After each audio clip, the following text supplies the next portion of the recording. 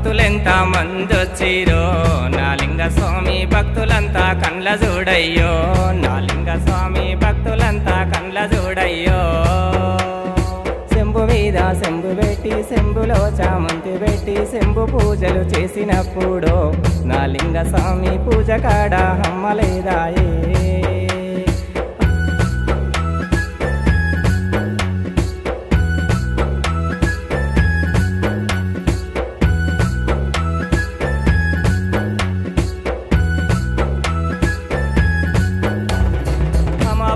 గడియనాడు అంది వచ్చే భక్తులను భక్తుల బాధలు చూడయ్యో నా లింగ స్వామి భక్తుల బాధలు